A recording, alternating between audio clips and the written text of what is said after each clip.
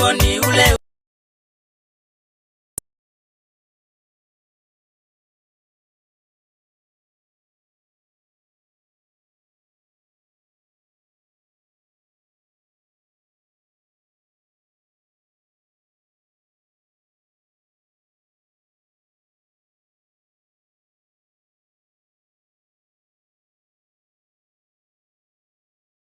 Kazi iendelee, PNU chama chetu, kazi iendelee. Ukiwa na pita munya, kazi iendelee. Ukiwa na pita munya, kazi iendelee. Kiongozi wa matendo, kazi iendelee. Asiye na ukabila, kazi iendelee. Asiye na ukabila, kazi iendelee. Elelelele PNU, elelelele PNU, elelelele PNU, elelelele PNU.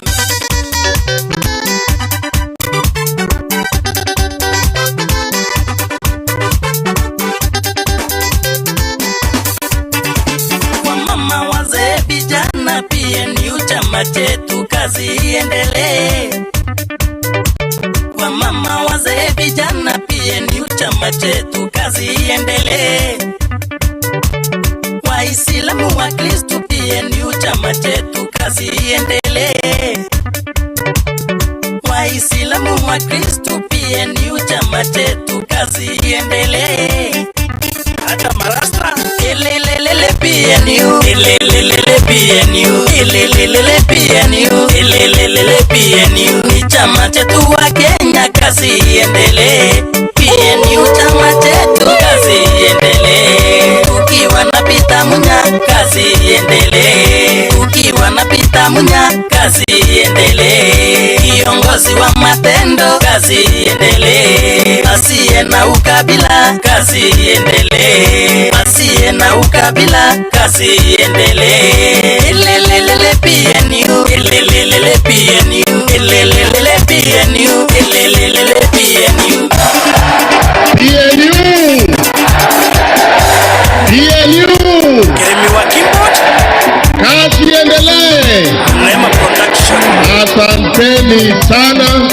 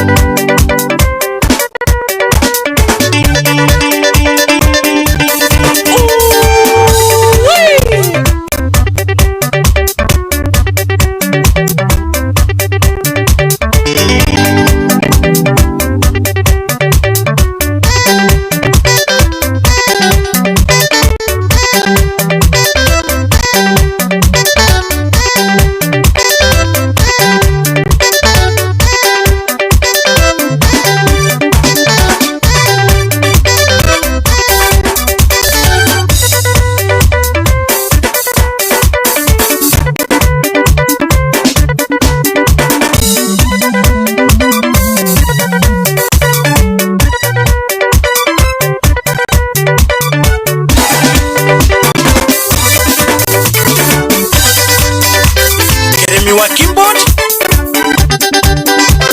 Neema Production. Elelelele PNU, elelelele PNU, elelelele PNU, elelelele PNU. Ni chama chetu wa Kenya, kazi iendelee. PNU chama chetu, kazi iendelee. Ukiwa na pita munya, kazi iendelee. Ukiwa na pita munya, kazi iendelee. Kiongozi wa matendo, kazi iendelee. Asiye na ukabila, kazi iendelee. Asiye na ukabila, kazi iendelee. Elelelele PNU, elelelele PNU, elelelele PNU, elelelele PNU.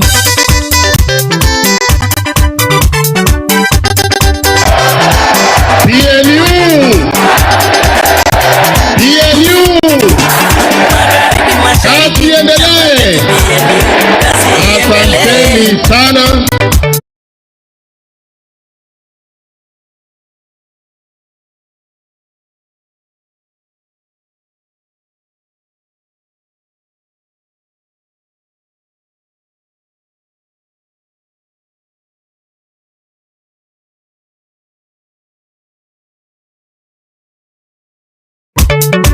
magharibi, mashariki, chama chetu PNU, kazi iendelee. Kaskazini, kusini, wimbo ni ule ule tu, kazi iendelee. Viongozi wa PNU ni watu wapenda watu, kazi iendelee. Wakiongozwa na Mheshimiwa Peter Munya, kazi iendelee.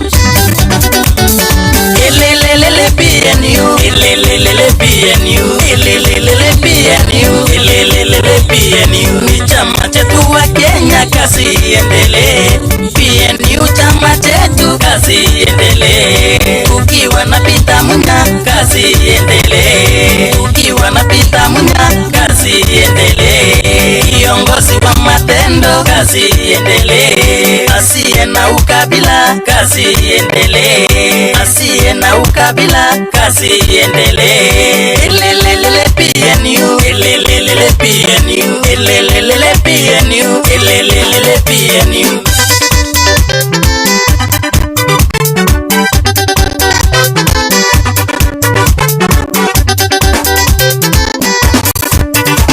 Wamama, wazee, vijana, PNU chama chetu, kazi iendelee. Wamama, wazee, vijana, PNU chama chetu, kazi iendelee. Waislamu, wa Kristo, PNU chama chetu, kazi iendelee. Waislamu, wa Kristo, PNU chama chetu, kazi iendelee. Hata marasta elele PNU, elelelele PNU, elelelele PNU, elelelele PNU, ni chama chetu wa Kenya, kazi iendelee. PNU chama chetu, kazi iendelee. Ukiwa na Peter Munya, kazi iendelee. Kazi iendelee. Asiye na ukabila, kazi iendelee. Asiye na ukabila, kazi iendelee. Elelelele PNU, elelelele PNU, elelelele PNU, elelelele PNU. PNU, PNU, kazi iendelee. Asanteni sana.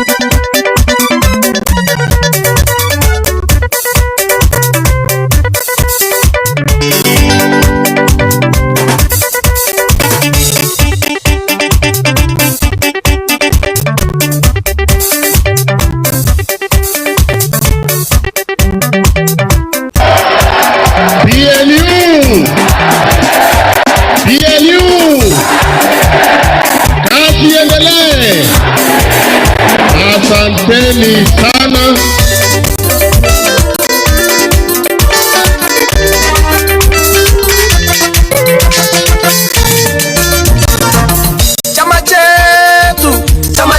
cha PNU, chama cha pendeza, kazi iendelee. Chama chetu cha PNU, chama cha pendeza, kazi iendelee. Chama chetu cha PNU, Nairobi, kazi Kenya iendelee. Chama chetu cha PNU, Ameru, kazi Kenya iendelee. Chama chetu cha cha PNU. Laikipia, kazi Kenya iendelee.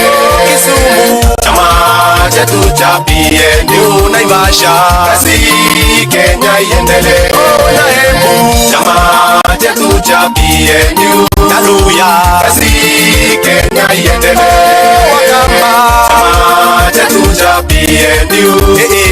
kazi Kenya iendelee. Kigelegele, chama chetu cha PNU. Ndereba, kazi Kenya iendelee. wafugaji, chama chetu cha PNU. na wakulima, kazi Kenya iendelee. Madaktari, chama chetu cha PNU.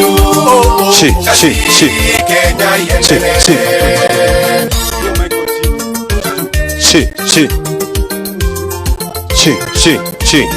One, two. Chi. kazi iendelee.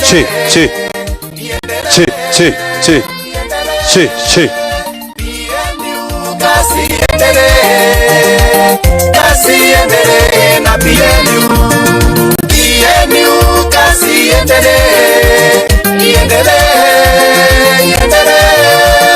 PNU kazi iendelee. kazi iendelee na PNU. Nitamuja kiwa ndereba, tunaweza. Nitamuja kiwa ndereba, tunaweza uongozi wa Kenya. Nitamuja kiwa ndereba, tunaweza. Nitamuja kiwa ndereba, tunaweza uongozi wa Kenya. Sera zetu za PNU ziko sawa. Sera zetu za PNU ziko sawa.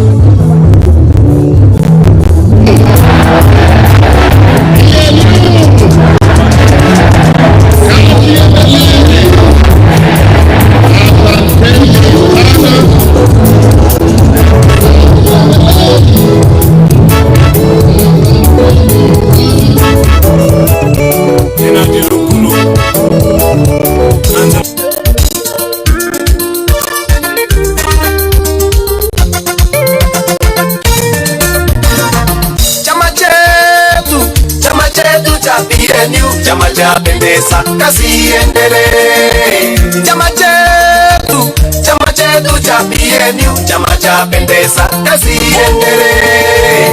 Chama chetu cha PNU, Nairobi, kazi Kenya iendelee.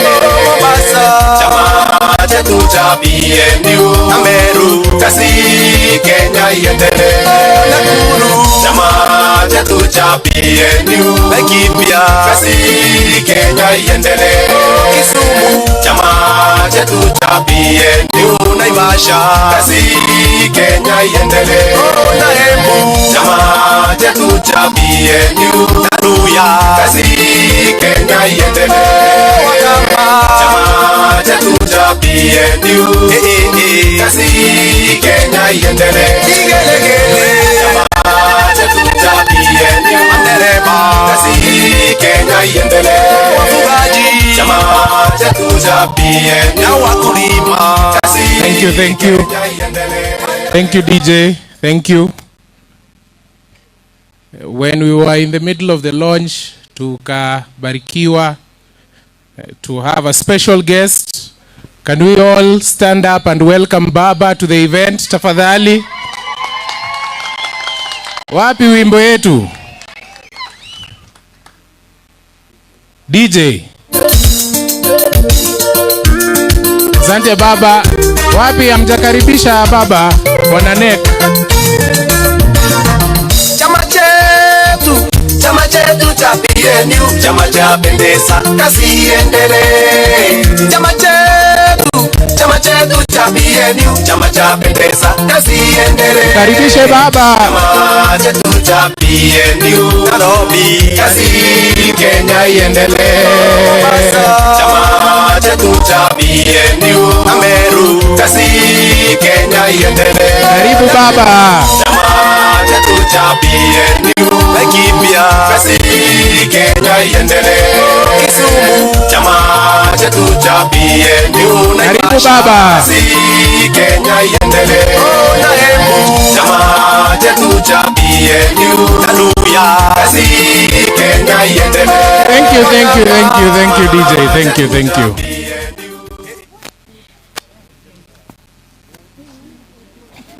Asanteni sana.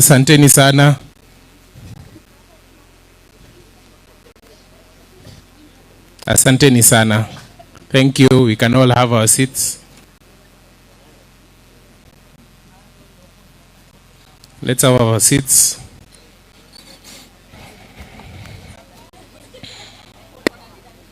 Yeah.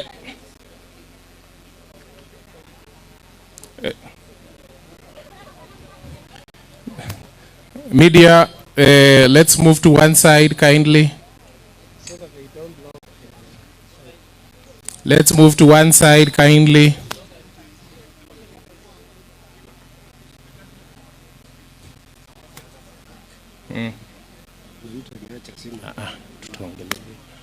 Thank you very much. Baba, before you joined us, we were talking about 15 years since PNU was registered and how, if organized, we intend under this coalition to take power in 2027. And we were just launching. We were launching the short code for members to join, like members to join the party as we start this momentous journey. And for that purposes, I'll call our party leader. He was saying a few words with regard to the short code. Then we can go on to the next level of the event. Na tunataka kila mtu ajaribu hii namba tuone kama inafanya kazi.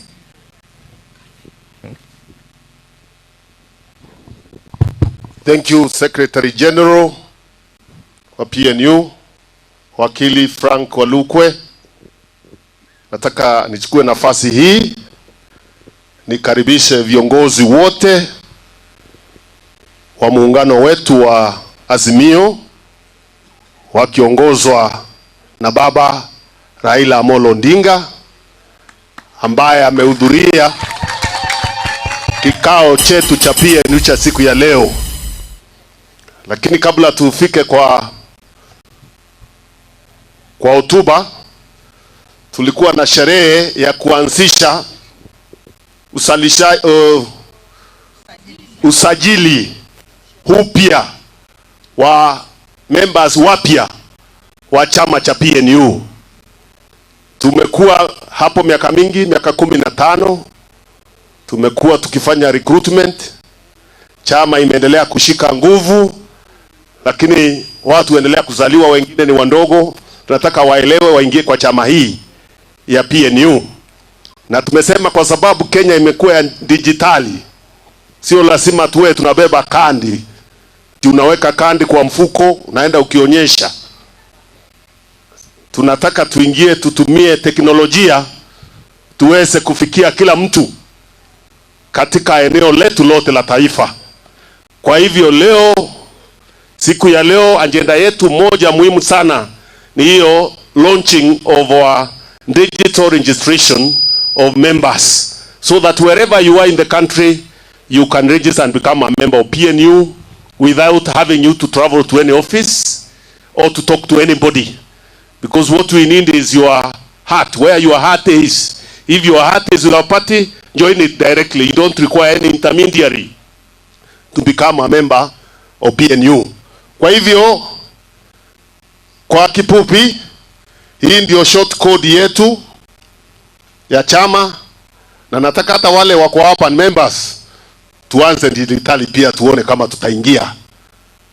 Hiyo short code ni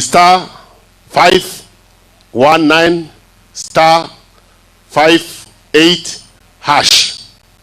Kwa hivyo tunataka as a way of starting the exercise, kila mtu anjaribu.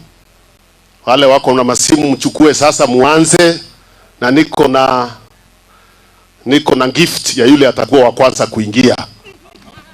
Niko na gift. Umeingia kabla hata mimi kusema.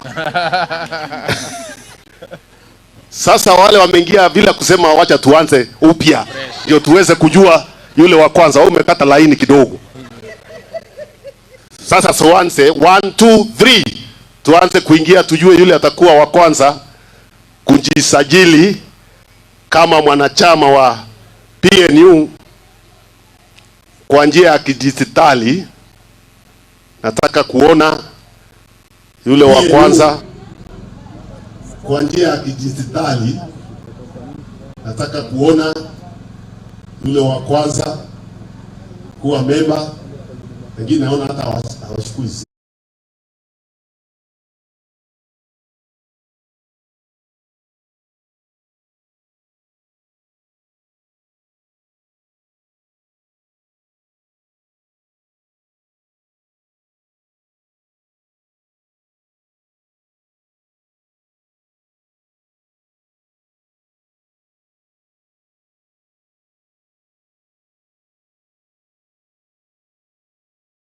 Wote wako katika taifa la Kenya, kutoka Mandera kuelekea huko Kilifi, kuelekea huko kwa Baba Bondo, kuelekea pande ile ingine, eneo lile lingine, kuelekea Meru, kuelekea Embu, wapi, kila mahali. Sasa wako na uwezo wa kuwa wanachama wa chama cha PNU bila kupitia mambo ya register ama kitabu. Kwa kutumia simu yao wanaingia, wanakuwa member. Asanteni sana. Nafikiri hiyo sherehe tumeingia. Sasa tunaelekea awamu ya pili.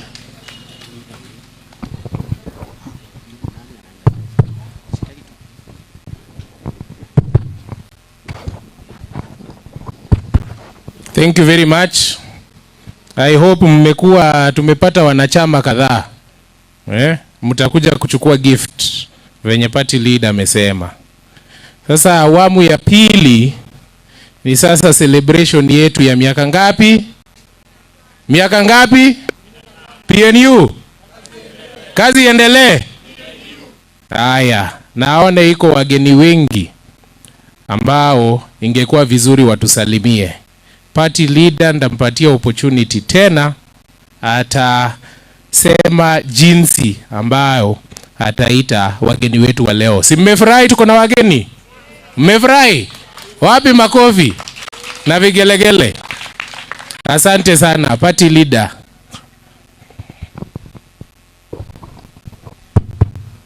Asante sana. Nashukuru tena kwa nafasi hii. Ndio tuelekea awamu ya pili ya sherehe ya kuwa tumekuwa chama tumesimama imara kwa miaka 15. Na kama vile Secretary General aliwaeleza kwa historia kidogo, mwanzilishi wa kwanza wa chama cha PNU ni mzee Mwai Kibaki ambaye alikuwa rais wa Kenya, na wakati huo baba atakumbuka zaidi, chama cha PNU ilikuwa chama ya muungano wa vyama kama vile tuko saa hii muungano wa vyama wa Azimio. Watu walikuwa vyama vingine, wengine walikuwa NAK na wengine wakakuwa vyama vingine, Flower Party na nini. Sisi sote tukaingia kwa mrengo wetu, tulikuwa kwa PNU. Memba wa kwanza ambaye alienda kwa kura peke yake akiwa memba kabla wengine waingie alikuwa Mwai Kibaki. Sisi tukawa vyama vile vingine, baadaye tukakuwa chama moja, ikakuwa chama. But mbeleni ilikuwa chama ya muungano kama vile mnajua Azimio. Lakini saa hii ni chama ambayo iko na direct membership, na ikakuwa tamu ya pili ya Mwai Kibaki ikakuwa ruling party. Ilikuwa inaongoza, na wakati huo hiyo serikali ilikuwa na PNU, lakini pia ilikuwa serikali, kulikuwa na handshake kati ya Kibaki na Raila Odinga. Akakuwa prime minister, Kibaki na akakuwa president, Kibaki akiwa anaongoza PNU. Kwa historia kidogo, hiyo ndio sababu chama inaitwa Party of National Unity, kwa sababu ilikuwa inaleta vyama tofauti kutoka Kenya yote kuwa member wa chama.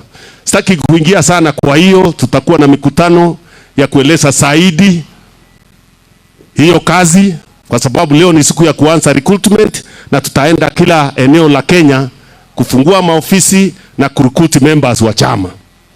Kwa hivyo langu muhimu sasa ni shukrani kwa viongozi wa vyama vyetu ya Azimio ambao wamekuja kuwa nazi siku ya leo. Tuko na wawakilishi wa vyama mbalimbali na wengine pia nafikiri wako jiani, lakini kwa sababu ya muda tutaanza kuzungumziwa na kusalimiwa na wale wako, tukiendelea alafu mwisho tutakata keki ya 15 years. Kwa hivyo tunaanza kwanza tusalimiwe na viongozi wenzetu wale wako hapa. Na nisititishe ya kwamba PNU ni chama cha Azimio. Hatujabanduka hapo. Azimio inaendelea kupata nguvu zaidi. Najua kuna story huko ambazo huwa zinakuwa sponsored na wale wa watu wa Kenya kwisha. Hawa ndio wanakuwa na story mingi. Siwi Azimio imeenda namna hii, siwi nini, wakipiwa makelele kule kwa sababu wananchi wamekasirika. Wanasema ni Azimio. Kila siku wakiota Azimio. Hata wakati Azimio haiko huko, iko kazini yake Azimio. Sasa wananchi wamechoka, yale mambo walielezwa mengi. Siwi tutawafanyia nini? Mtakuwa na wifi kila mahali mkitembea. Siwi mama mboga atakuwa kiongozi minister, siwi wizara gani? Siwi bonda zitakuwa za aina gani? Hiyo story zote mwaka moja na nusu hakuna kitu tunaweza kusema hiyo serikali imefanya. Mimi wanajiuliza nikiwa peke yangu, ni kitu gani moja tu, moja muhimu naweza kutaja niseme serikali hii ya Kenya kwa kwisha imefanya. Kama ni mambo ya project, launching ya project ni zile zilifanya na Mheshimiwa Uhuru Kenyatta. Ndizo wanazunguka wakilaunch mara ya pili, mara ya tatu. Wakirundia promises ya zile zingine watafanya mara ya 4. Hiyo ndio mzunguko tunaona. Na wakiendelea hivyo wananchi wanaendelea kukasirika, ndio unaona kelele. Hiyo kelele hailetwi na mtu yeyote. Ni wananchi kuwa wamekosa sasa imani. Na yale mambo yameelezwa yote ni bure. Ni wananchi kuwa wamekosa sasa imani. Na yale mambo yameelezwa yote ni bure. Baba ataeleza sasa hivi nilikuwa tu nataka changia kidogo hapo ndani. Atubanduki.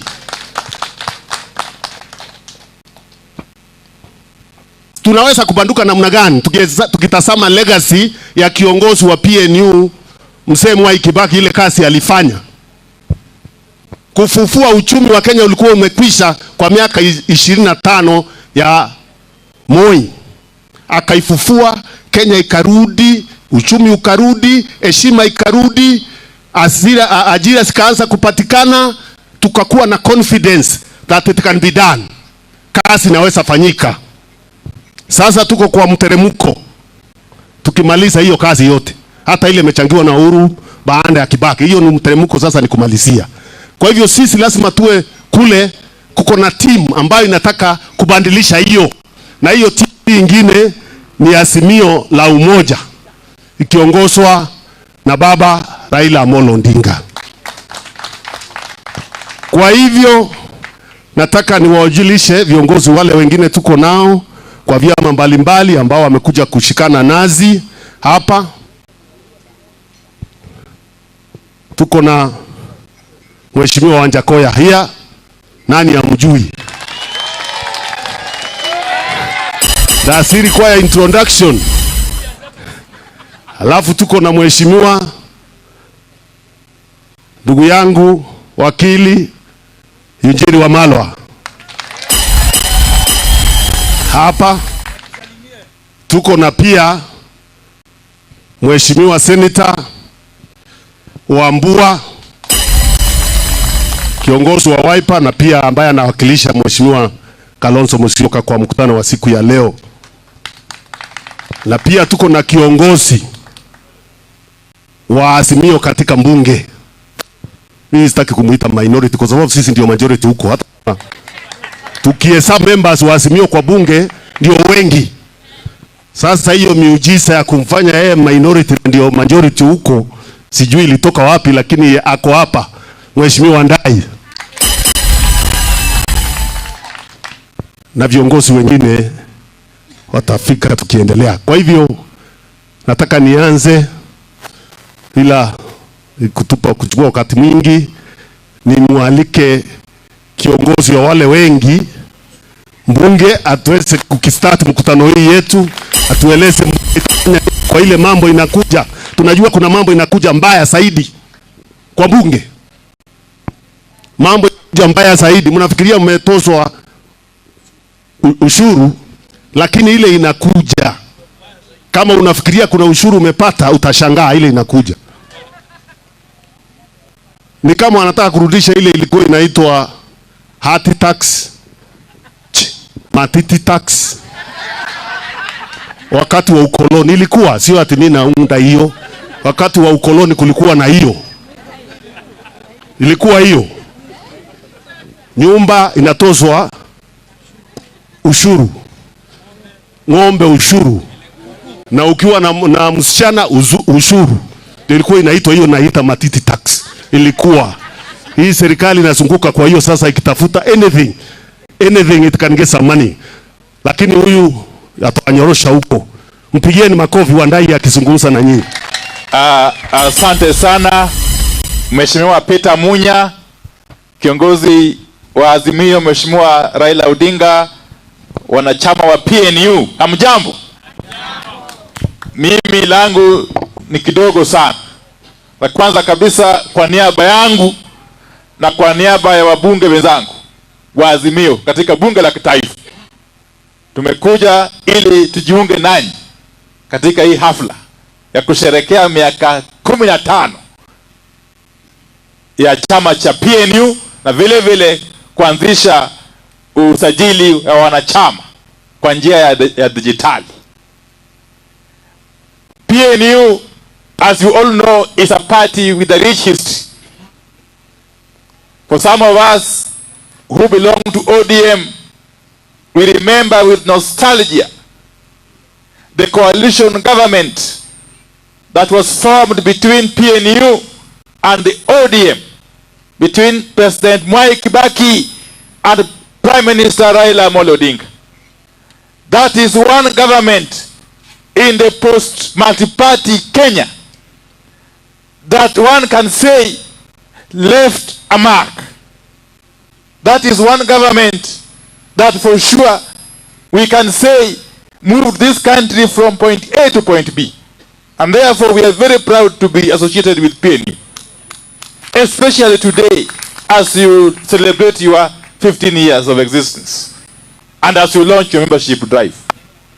Secondly, PNU as a member of the Azimio coalition is an integral part of our movement going forward. Kwa vile nchi wakati huu tunapoongea iko mahali mbaya sana, kwa sababu hawa jamaa wakanyakwisha, hawa jamaa wa UDA wameshindwa na kazi. Kwa hivyo nchi nzima inategemea sisi wanaazimio, na lazima therefore tuanze safari leo, kwa sababu safari ya kesho huanza siku gani na siku njema huonekana saa ngapi? Asubuhi na mapema. Hafla hii ni ishara ya kwamba sisi kama wanazimio tumeanza safari, na ni safari ya kukomboa nchi. La pili, mimi ningependa kusema ya kwamba nyinyi wana PNU mko na bahati, kwa sababu kiongozi wenu Mheshimiwa Peter Munya ni kiongozi wenye busara, ni kiongozi ambaye ana msimamo, si mtu ya kuyumba yumba. Mheshimiwa Peter Munya, asante sana kwa kusimama imara, Mimi nawatakia heri na baraka, lakini la muhimu tunatarajia kwamba wakati wa uchaguzi ujao ukifika, vyama tanzu vya Azimio vile zimekomaa sehemu zote, pembeni zote za nchi, na wakati huu tupate wajumbe wengi wa bunge la kitaifa katika chama cha PNU na wabunge wa county assemblies, ndio tukiunda serikali ya Azimio tuwe na serikali ambayo iko na mizizi pembeni zote za nchi.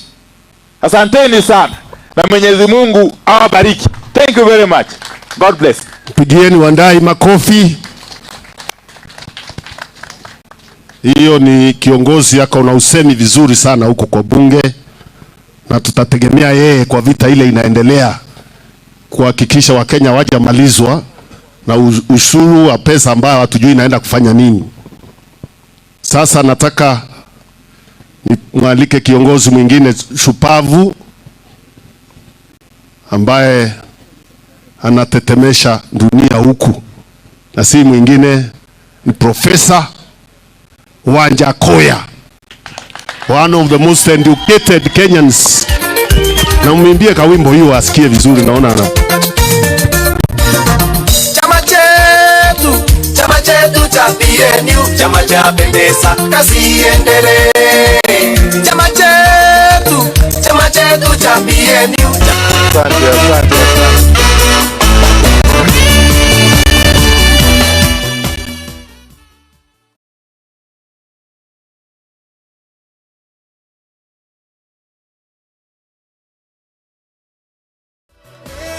I'm on the rock, and then I check a stop.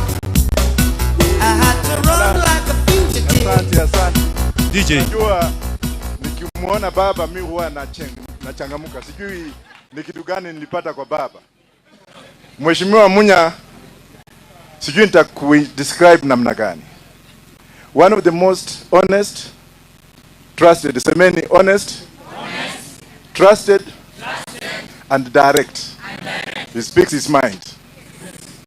Mheshimiwa Baba, najua ukiwa mahali mimi utatemeka. Sijui ni figo ama ni nini. Na hiyo kutetemeka kwangu ni furaha. Because of Baba tuko hapa. And because of Baba I am alive. And because of Baba hata wende ufanye namna hii kuniondoa kwa Baba, wewe mwenyewe ndio utajiondoa.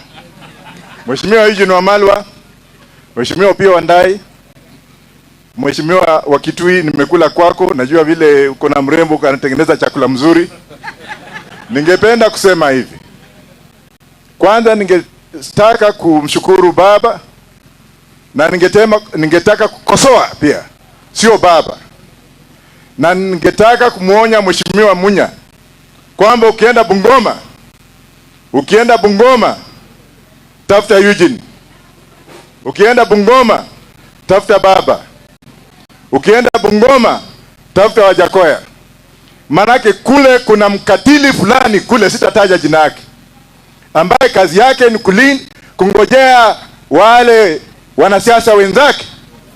Wakienda Bungoma anatengeneza mawe.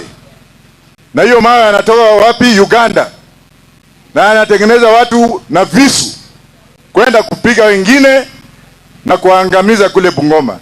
Baba, sijui kama nasema ukweli.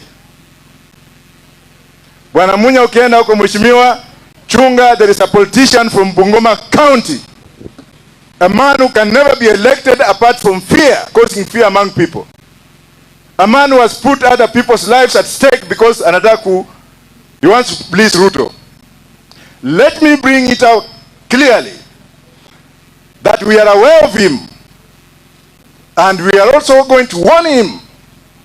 Akienda mahali pengine Kenya, msimfukuze, welcome him, but ujinga wake, na mimi ndio nimesema, utaisha before 2027. Sumenipigia makofi tamani. That man should know that Kenya of today is a Kenya of young and old. It's a Kenya of men and women. It's a Kenya of people who have gone through the transition of democracy led by none other than Raila Odinga. A man who has suffered, a man who has endured suffering, a man who has been in prison, a man who has been fed on so many things, but he refused to die because his spirit is still alive. It's because of that spirit of Raila Odinga that all of us are here. It is because of that spirit that some of us want to smell and get away with a bit of it, so that we can come to self-realization. And we as members of Roots Party, please, if you have joined Munya's, na unatumianga ile kitu ingine, tafadhali kaa huko.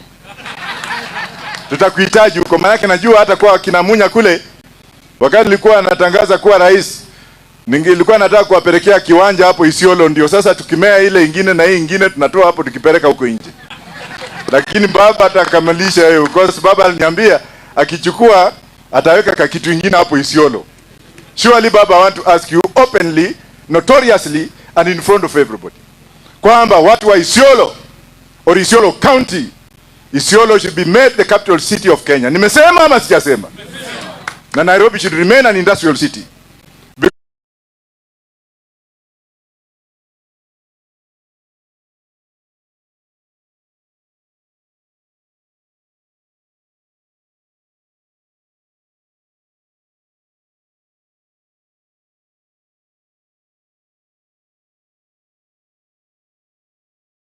Jengwa pale, punda mtu haitakufa. Hiyo mimi namuomba Baba afikirie, because Baba pale punda mtu haitakufa kutoka ukikija Nairobi. Na hiyo mimi namuomba Baba afikirie, because Baba, you are the president. Ilichukuliwa tu lakini you are the president. Na hiyo yote ni malilio ya watu wa Roots Party. Ili wameli mahali wamekaa, wakando ambao wanatoka Eastern, walia wote mahali walioko, na Waislamu wote ambao wako pande hiyo, wawe na access to the international market, because what they have a mindset of moving away from here and devolve our capital city. Finally, I'm also asking Baba to reconsider bringing in 3 tiers of government. It was Baba's original idea, but then we are for it in Roots Party. And Mheshimiwa Munya also wants to look at it that way, so that we have a federal government. Federal meaning regional government, so that we can have counties within a state. So that we can have counties within a state. Ndio Wakuria wawe na county yao, Wateso wawe na county yao, watu wa Saboti wawe na county yao, lakini kwa mrengo ya state, so that we have regional governments. Pale taxation will be easy. We shall have fair taxation. We shall have regional taxation, state taxation, and every state will be given its obligation and duty. We cannot take a county like Narok, which produces rice or wheat, hides and skins, meat and milk and tourism. Pesa ambayo inatoa pale inapelekwa central government ili wapewe kidogo. Hiyo ni uongo. Watu wa Narok wanatakana wakae kwa county yao wakiwa na regional assembly Nakuru ili waseme kwamba ile pesa ambayo imetoka county yetu hapa. How do we devolve this first to us so that we could have a national ceiling? Na nimesema hivyo, tafadhali siku nyingine nitaongea na Munya ukija kwetu so that we could have kwetu. Tafadhali ukija kwetu Kakamega kuanzia leo kurecruit utalala kwangu. Sema utalala kwangu. Asanteni sana. Nitalala kwako. Thank you very much. Mimi ni mgeni wake, nitalala kwake. Si ndio? Hayo ni muhimu, ni urafiki. Na unaona chama chetu kiko kila mahali. Huyu amekuwa memba miaka mingi. Hawa ndanda wamekuwa wanchilisi kutoka zamani. Kwa hivyo sasa nataka nimwalike rafiki yangu wa miaka mingi, hata wakati alikuwa kwa hii kazi ya hawa watu, hawa marafiki hapa. Alikuwa kwa hii kazi. Na sasa ameendelea mpaka yeye ndio the celebrated senator wa chama cha Wiper, ambaye ni kiongozi ameheshimika sana uko Senate, na pia yeye ndiye atawakilisha Mheshimiwa Kalonzo Musyoka hapa, ambaye ametembea, atatueleza zaidi. Mheshimiwa Senator Wambua, mpigieni makofi akija. Sijui kama kuna wimbo yake pia. Munataka nani? Baba. Kila kona munataka nani? Baba. Adehu. Mbio. Onera. Borome. Rudia bwana. Donge. Jana munataka nani? Baba. Na wasee munataka nani? Ati mama munataka nani? Baba. Kila kona munataka nani? Baba. Adehu. Mbio. Kono juu, kono juu, kono juu. Kono juu, kono juu, kono juu. Kono juu, kono juu. Twende. Vijana munataka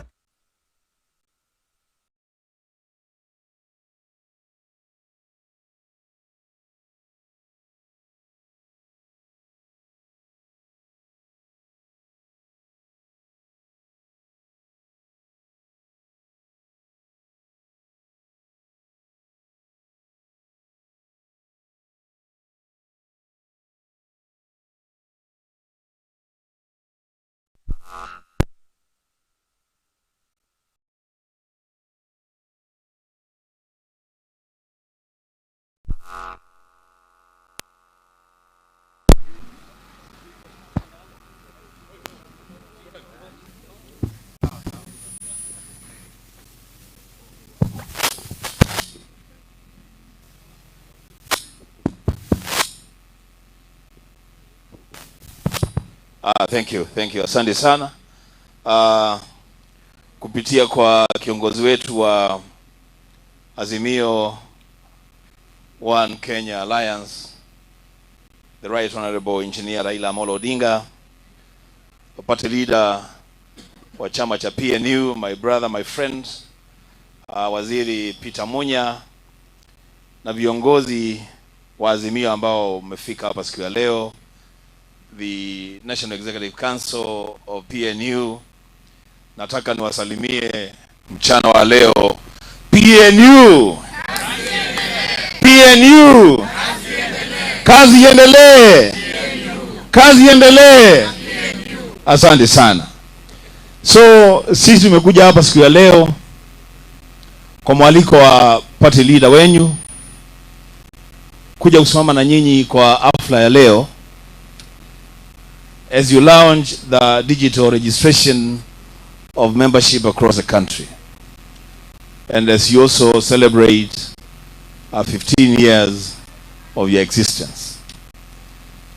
Tumefika leo kwa furaha kubwa.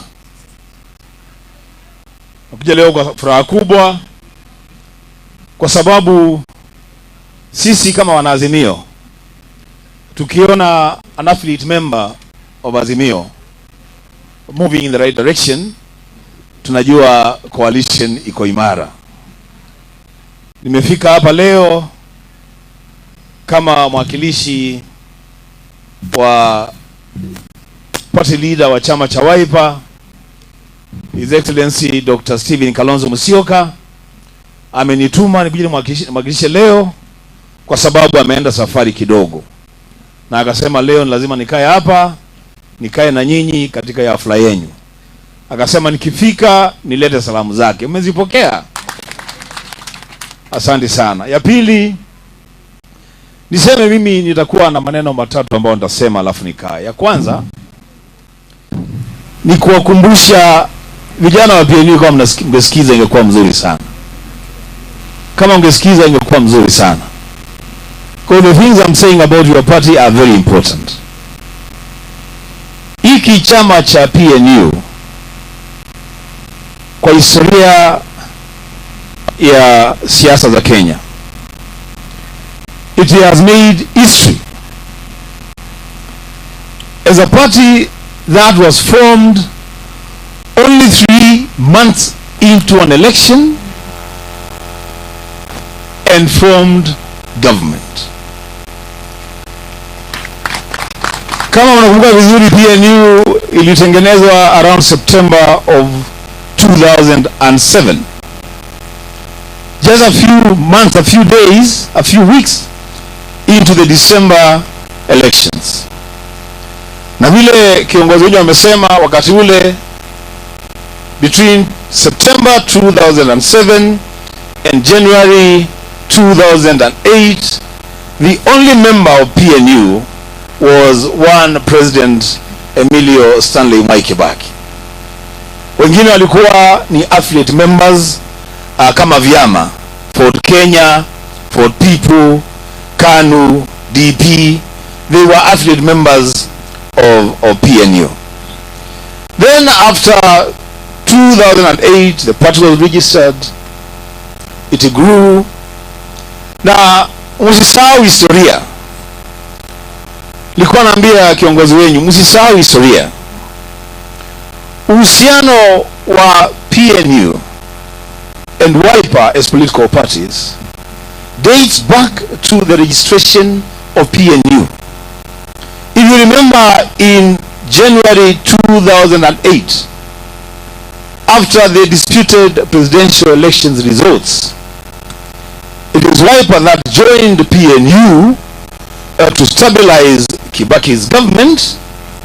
Alafu there was after that the coalition government, or the government of ODM and PNU and Wiper on the other side. Ndio sasa ikafanya kazi, and we all know, those of us who have been in politics and studied the politics of this country well, that perhaps remains the only government that served Kenyans the way Kenyans are supposed to be served by their governments. So uhusiano wa Wiper na PNU, it runs deep. Nimeambia kiongozi wenu, in fact our relationship is so deep that all our colors are the same. Wiper is royal blue, white and red. PNU is royal blue, white and red.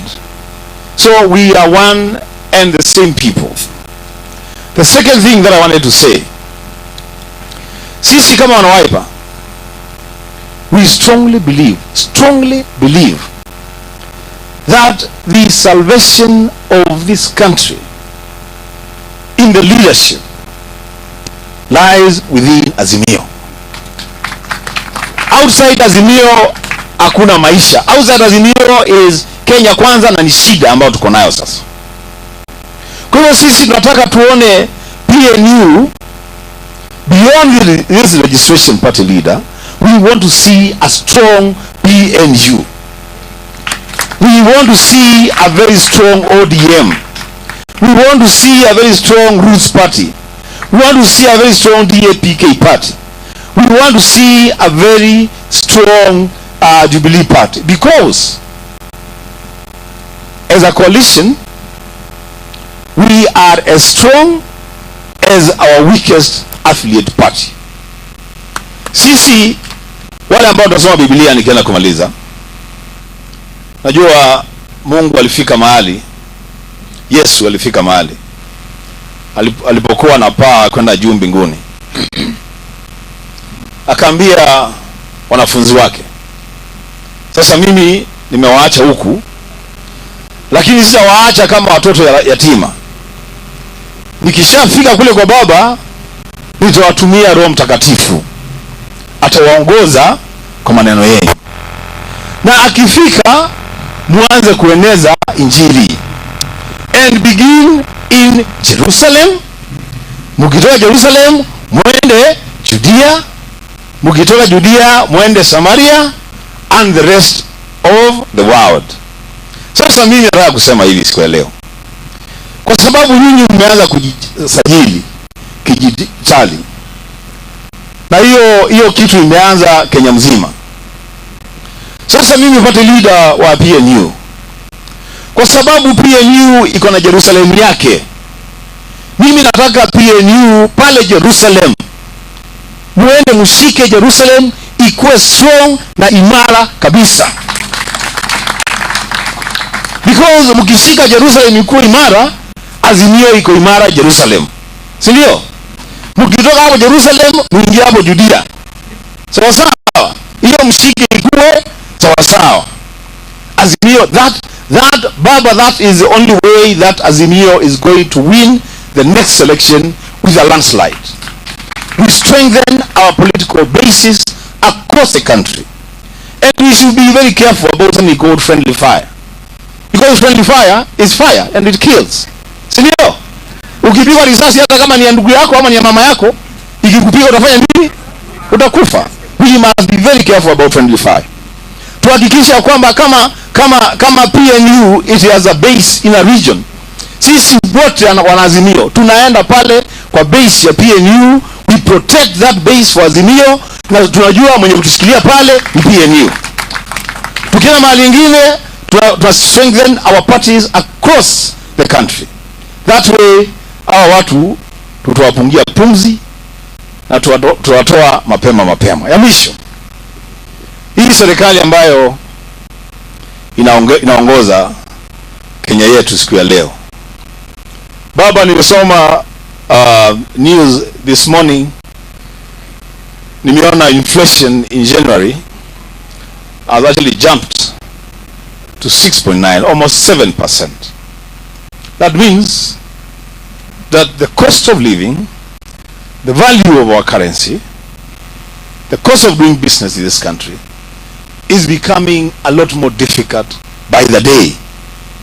Na hawa watu ukiuliza wanasema tuko na mpango. Juzi nimemsikiliza Bwana Musalia Mudavadi, na mimi nahurumia yeye kidogo, because it seems to have lost direction. You know, he seems to, I don't know. Anasema sasa very soon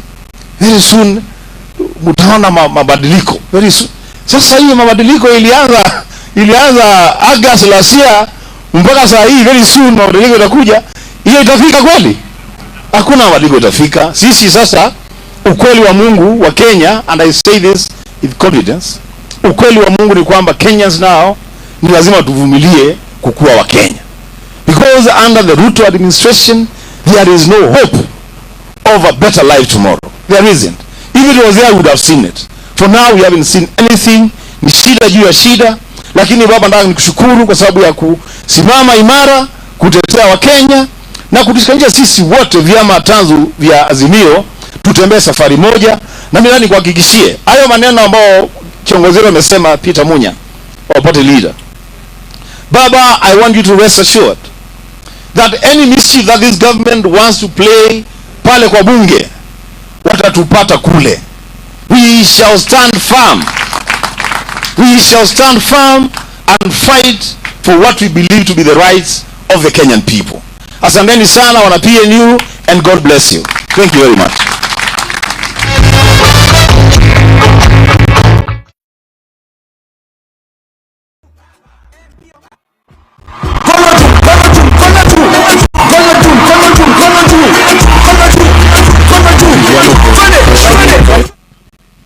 Promoters of Azimio, and they did, believably so, because this country is losing hope, and there is nothing worse than losing hope. You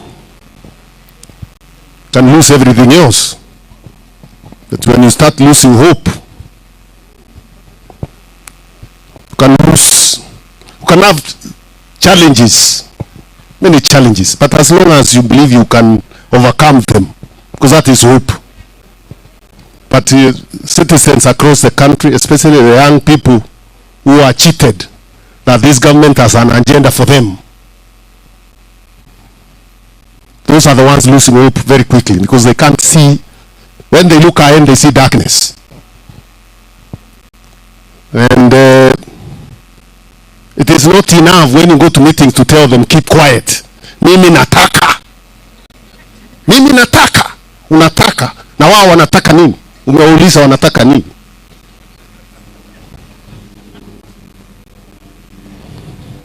It's not how loud you speak, how firmly you pronounce yourself. This country will be changed by properly thought out policies and the programs that address the issues affecting the citizenry. But if you are running our wash-wash economy, our wash-wash government, nothing is ever thought out. You just pronounce things. Bring out something at night, then the next morning you are announcing Kenya is going to be a visa-free country. Which country in the world is visa-free? So you are inviting criminals, networks across the world to come and cause havoc in your own country.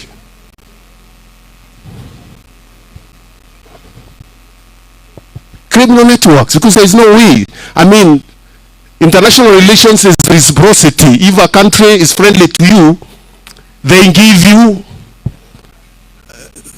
that concession. Then you give them in exchange. It is never given free. I don't want to say the best example of that kind of approach. Because if I say those who give things to anybody, who fight. Don't want to say that, but you can't turn our country into that kind of an approach. Anyway, let me take this opportunity to invite my brother, whom we have worked closely with for many years, wakili mwenzangu, kiongozi wa chama. Huko wakati tulikuwa tunaenda na yeye huko, tulikuwa tunaita chama ya mbolea. Na tukasema kweli mbolea ni muhimu sana. Kuna eneo mbolea iko muhimu Kenya yote. Lakini najua Western Kenya kwa hata muhimu zaidi. Unajua chama ya mbolea? DAP-K, na kiongozi wake si mwingine ni wakili wa Malo ambaye amesimama kila mahali. Azimio inahitajika, mambo ya sheria yanaongoza hapo. Mpigeni makofi basi. Na wimbo yake iko, simpee ile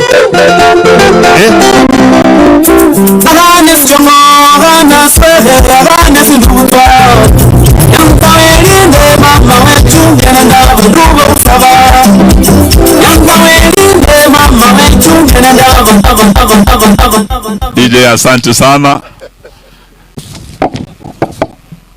The Right Honorable Raila Odinga, the second Prime Minister of the Republic of Kenya, na party leader wetu PNU, ndugu yangu Peter Munya, party leader Roots Party, Mheshimiwa Senator Wambua, Mheshimiwa Wandai na NEC members wa PNU, hamjambo. Happy birthday. PNU, sisikii mkisema sawasawa. PNU, ujue mimi nilikuwa mmoja wenu. Nikiingia bunge, niliingia kama mbunge wa kwanza wa PNU upande ule wa Saboti.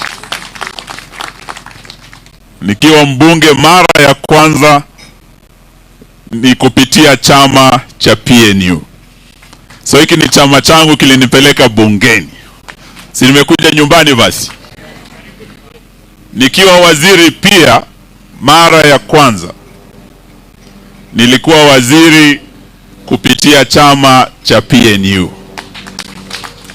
Kwa hivyo nikija hapa, I'm very proud, party leader wa PNU, wakili mwenzangu, waziri mwenzangu, kusema ya kwamba I'm very happy to be here today to witness the 15th anniversary of a great party in the Republic of Kenya.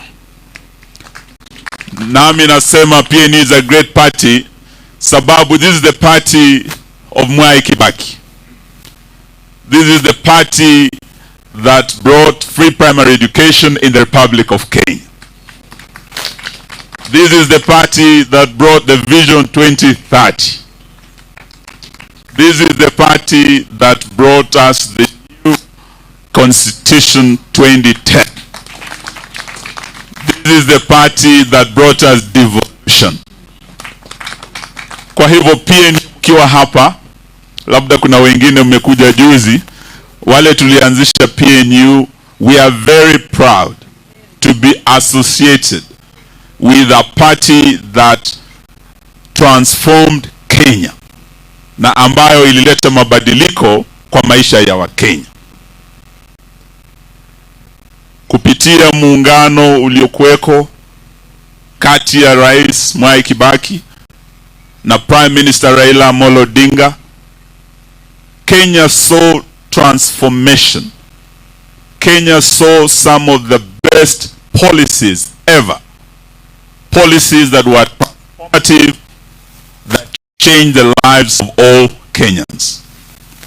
Indeed, when we meet today and we compare PNU and the government, the Grand Coalition government, and the transformation that we realize through good leadership, good policies, and we compare with what is going on now in the Republic of Kenya, we can only shed tears because kuna shida Kenya hii jamani. We are seeing today a government that has lost direction, that has plans that have failed, that has come up with failed policies, trial and error policies. Ukisikia mambo ya G2G, ile walileta wakatuambia eti wameenda Uarabuni, wana mpango mzuri sana utakao hakikisha ya kwamba mambo ya dola kwenda juu itakwisha Kenya. Badala ya dola kwenda chini, dola imeenda wapi? Juu. Mambo ya mafuta ndiyo hiyo imewashinda. Wakasema eti wamepeana bilioni 16 kwa KNTC kuimport vyakula, bei ya vyakula ishuke. Badala ya bei ya vyakula kushuka, imetoka bottom, imeenda wapi? Up.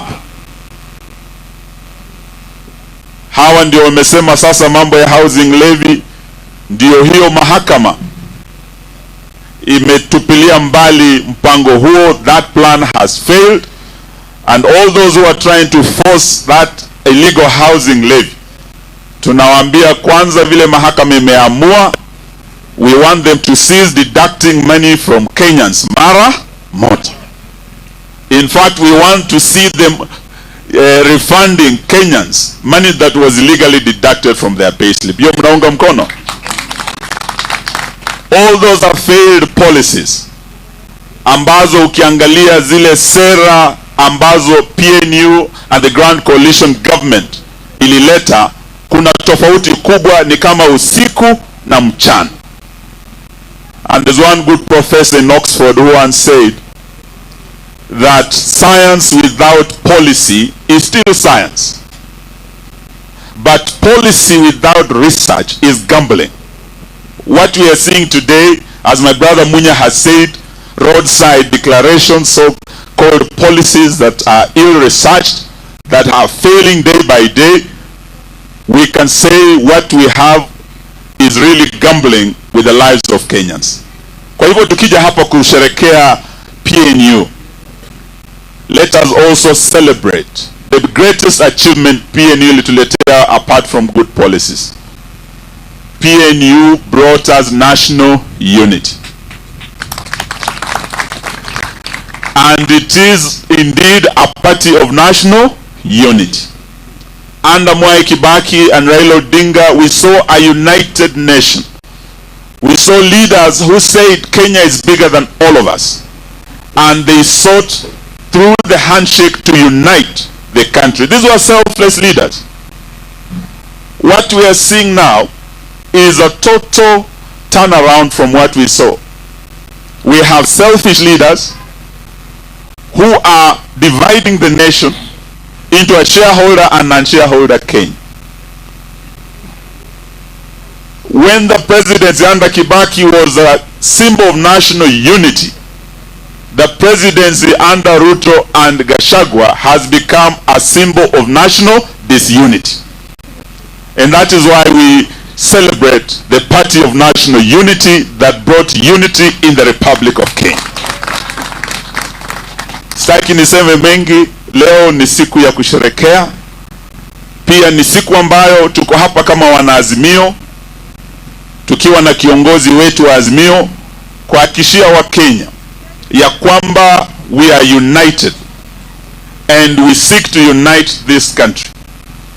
Just the way PNU is a party of national unity, Azimio ni chama cha kuazimia umoja wa taifa letu. Na hatutakubali tugawanywe ama tugawanyike. Azimio letu ni kuunganisha Wakenya, taifa hili liwe taifa moja la Wakenya wote bila ubaguzi ya ma-shareholders na non-shareholders. So hilo ndio jambo nataka tukiwa hapa tusherekee.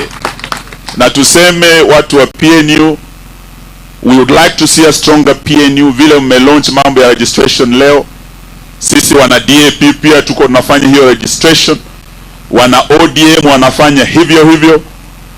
Tuko na Roots hapa na Kenya, Wiper, kila chama. Tuataka tuwe na msisimko mpya, tuwe na vyama tanzu vilivyo na nguvu katika taifa, kila kona ya Kenya. Because a strong PNU, ODM, Wiper, DAPK, Roots na Kenya will be a stronger Azimio. That is why we are here to celebrate this. Mukianza hii hatua, we want to encourage you. Mrudi nyumbani. Naona umetoka pembe zote za Kenya. Nimeona kina mama kutoka Pwani. Hata tumeona msichana wetu kutoka Kakamega. Tuataka mrudi nyumbani, musajili wanachama. We want a strong PNU and a strong Azimio. Mutafanya hivi?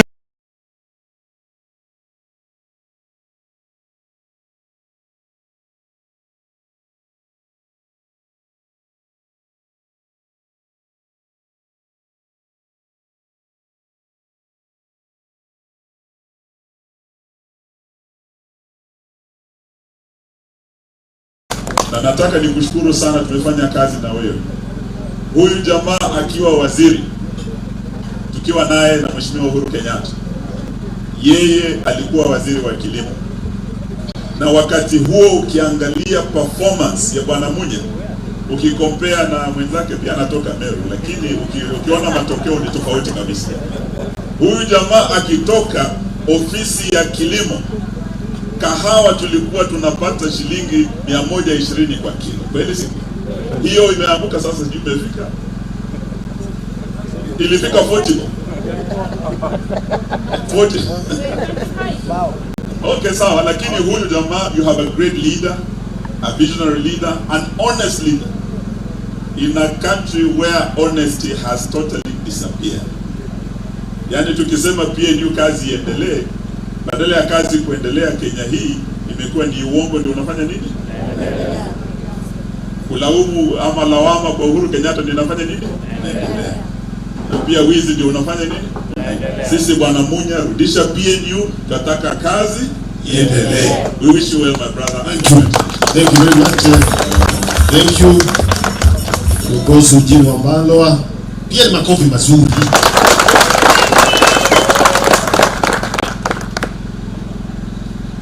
Sasa karibu tufike kilele ya sherehe zetu za siku ya leo. Lakini kabla mwalike baba, nilikuwa tunataka kueleza mambo mawili. Watu wanasema tuko na national delegates leo. Hapana, siku ya leo sio national delegates. Leo ilikuwa a forum ya kuanzilisha National Recruitment Drive. We are just launching the National Recruitment Drive, and we just invited a few leaders across the country to present the rest. We are kicking off the National Recruitment Drive today, starting with the online registration, which we have launched this morning, and we will be traveling across the country, across the branches, opening our offices and also recruiting members. And then eventually in August or September, not yet completely confirmed, in August or September, we'll be having our national delegates and our national elections. So wale wanasema wamewachwa wakufika tukuwaita waelewe, this is not a national delegates meeting. I want to make that very clear for our members across the country, because they have been asking why are they not invited, why they are not here. This is not a national delegates meeting.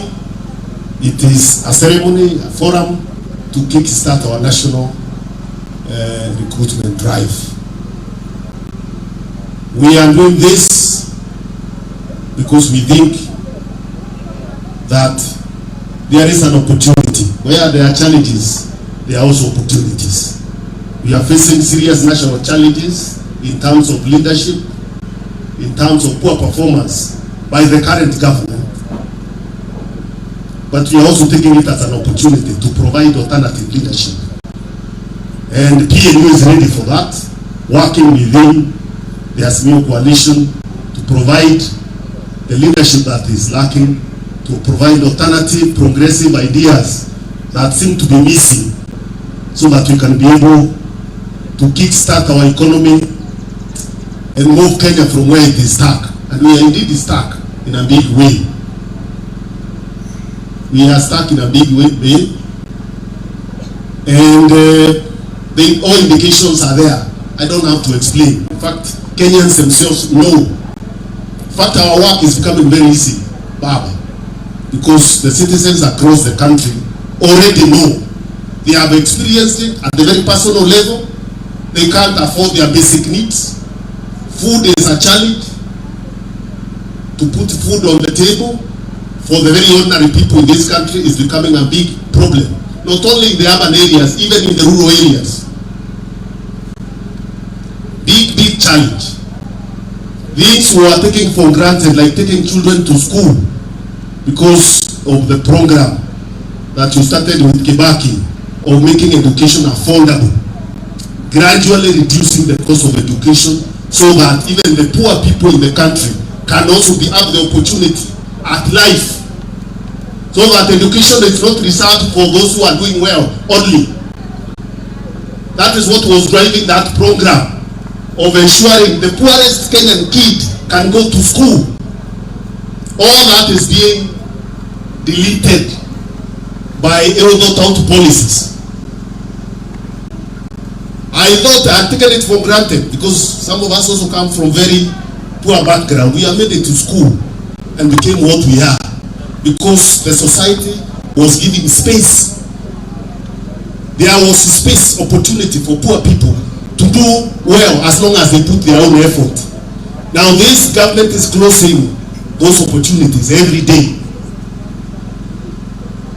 We had a program for education at the university level where you could go borrow a loan from the government, where is a system that has worked for many years.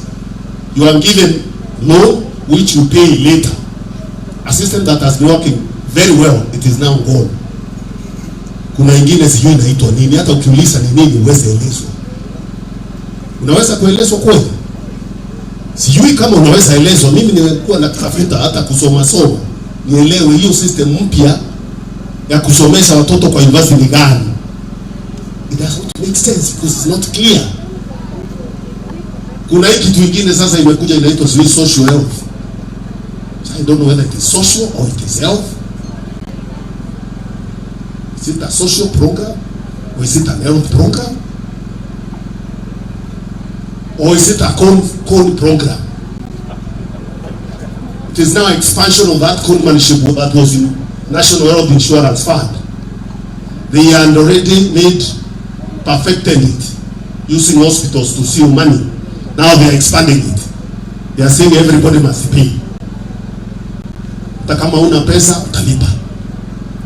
So that their companies and their friends' company can continue milking us, putting money in certain places where we know in the name of providing health care for the citizen. Wasifikiria hatujui, tunajua na tunaona. Sasa wameendelea, wanasema sasa ukiwa na kuku utalipa ushuru. Watakuja kuhesabu kuku kwako nyumbani. Vifaranga gapi umepata jana? Atitoa 50 shillings kwa kifaranga moja. Ng'ombe gapi imesaliwa? Which calf gapi kwako? That's why I said what we are driving at now is a wash economy.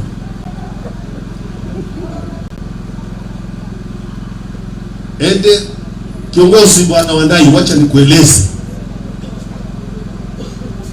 Taxing the agricultural product is a preserve of the county governments. Waende wasome katiba ya Kenya vizuri. Sijui kama ni mawakili wamekosa ama ni nini. Agricultural produce cannot be taxed by the national government unless there's value added products when they have been processed. If you are processed, then they become something else you have added value. Then you can tax VAT. But raw agricultural products, it's only the county government that is supposed to tax. Don't do what it costs cess. And the single business license that they also charge for those who are selling those things wherever, and what you pay at the market level. Now the national government has taxed everything else. It is not raising enough money for its wash programs. Now it is going down there to look at ni banana gapi umeleta kwa soko, mama mboga umeleta mawele kilo ngapi, mama mboga ile ng'ombe yako ibata masiwa ngapi. Sasa hii mama mboga, na wewe ulichukua serikali ukisema mama mboga ndio unaenda kusaidia, mizigo yote umeanza kumwekelea, umempeleka, umefuata, sasa unampeleka fuata kwa nyumba yake. Pale anaweka kuku, pale anaweka mawele. And the truth is you won't raise any money because you have to expand the economy for it to produce money. Now when you are killing the economy, you won't get any money. So I don't understand why you think you get money. Nikimalizia, mimi najua serikali yetu ilienda ikatuachia IMF na World Bank. Sasa ndio wanatuongoza. Hawa ndio sasa wanaongoza policy zao. Naambiwa fanya hivi, usipofanya. Na unajua hiyo ndio nyinyi mlikataa. Wewe na Kibaki mkasema hapana. Lazima tuchukue uchukani tuongoze Kenya yetu sisi wenyewe, kwa sababu sisi ndio tunajua tunaelekea wapi tuweze kwenda mbele. Now our country is captured. It's captured by those who are there. Real capture, state capture. Whatana na hiyo mnaambiwa. Real state capture is now. Every sector of the economy imeshikiliwa na hawa wash people namna hii. They have invited the foreigners to come also work with them in broking us. That is why no sector is performing. Hakuna niambie sector moja nieleze moja ili inafanya kazi. ni gani? Sekta ya kilimo inafanya kazi? Kahawa ndio hiyo tuliambiwa katelo inafukuzwa sijui nini. Hata wale walikuwa wananunua wakafukuzwa. Sasa tuko chini huko. Majani chai inaenda hivi. Hata pesa wakipata ya kigeni wanakata dola za wakulima wanaweka. Hiyo tunajua. Hiyo sekta iko hivi. Manufacturing naona wakifunga. Soon we are going to be in ICU. That's why we are saying we can't wait. That's why we are saying Baba utatuongoza tuweze kuokoa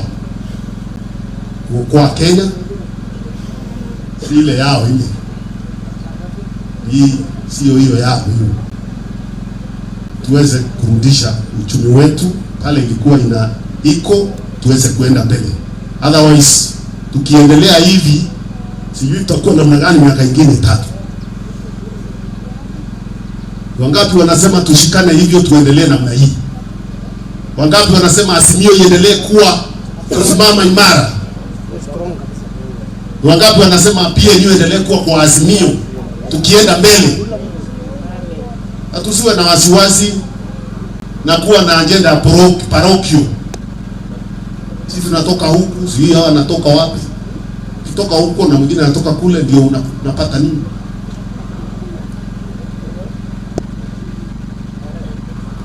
What matters is opportunity, economic opportunity.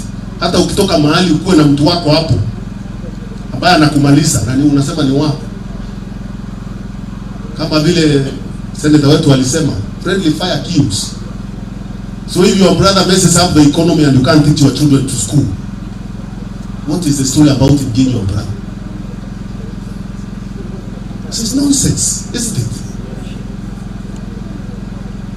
Ndugu yako hauna shida na yeye afanye mambo yake kwa nyumba yake, kwake nyumbani. You don't have an issue with that. Lakini mambo ya uchumi na kuendesha nchi ipatiwe wale wanafanya nini? Wale wanaweza. Tunaelewana? Kwa hivyo bila kuendelea zaidi, nataka kusema kutoka hapa wiki nyingine mbili, next week, towards the end of the next week tutakuwa Meru. Tunataka kuanza kufungua ofisi Meru ya branch ya Meru na recruitment drive. It's already kicked off, imeanza leo. Alafu after that tutakuwa Murang'a. Tuko na program announcing the first 2 stopovers. Tunaanza Meru the other weekend, not this one.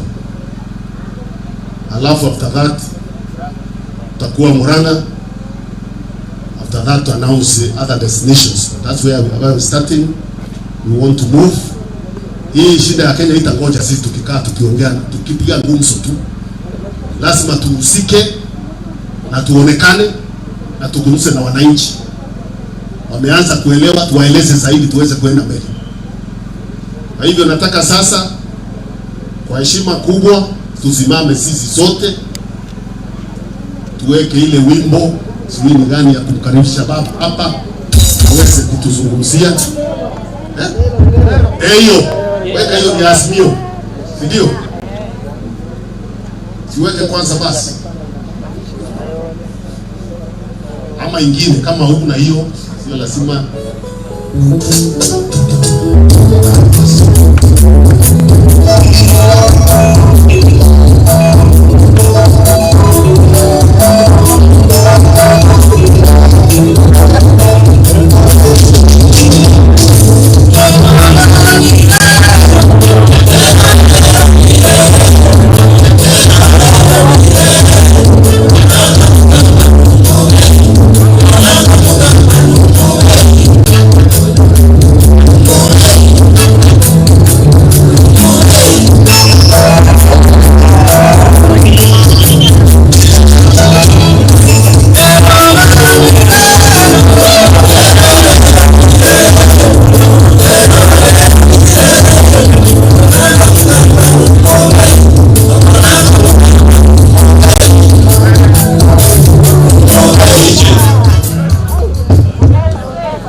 Pigeni baba makofi tena. Makofi ya mkaribisho kiongozi wetu wa miaka mingi ambaye he has never let Kenya down. He has never, look at his history. You can say so many other things. But kama kuna kiongozi patriotic who has had Kenya at his heart for all those years, he has been there. Yule baba. Hao wengine waoshiwoshi. Nisema mengi mimi. Basi mpigeni makofi sasa tuzungumzie. Haya. Haya. PNU hoye. PNU hoye. PNU. PNU. Kazi endelee. Kazi endelee. Asanteni sana. Kiongozi wa PNU na viongozi wengine wote ambao wamefika hapa siku ya leo. Viongozi wa PNU pande hii hamjambo. Hamjambo tena. We will come at the invitation of Mr. Munya kwa hii hafla ya leo ya PNU. And we are very happy to be here today. Because PNU is part of our history of multi-party democracy. And as you know, members of the founders of PNU were with us at the inception of multipartyism in this country. The fight for multipartyism in Kenya was a very, very hard and bloody one. And many Kenyans lost their lives in that struggle. So the day when ultimately Kano went to Kasarani and declarations made to remove that section 2A, was a historic day for Kenyans. They said to toa hiyo section 2A, Kenyans alisema tuache hao watu. And then we were Ford exploded.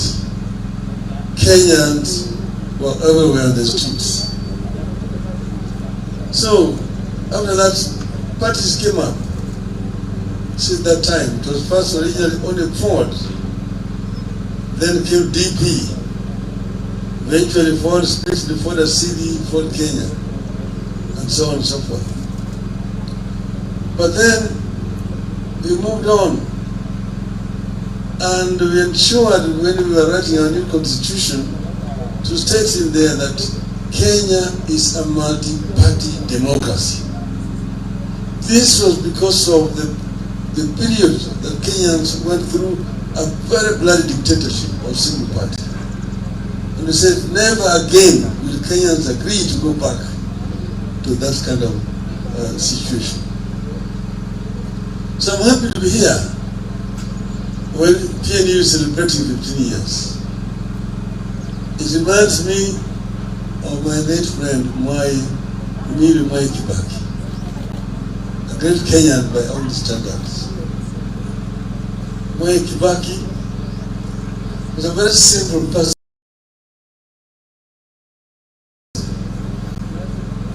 He talked to Kibaki and a man of very few words. He just speak many things. And after he would say something which he doesn't agree with, just say, I will mjinga. He was saying mpumbavu huyo tu. Wachana na yeye. So first Kibaki was in DP, when Ford, eventually Ford Kenya. So, but ultimately, we decided to come together. We decided to come together because of historical reasons. When Moi was trying to impose leadership in the country, we said, no, Moi.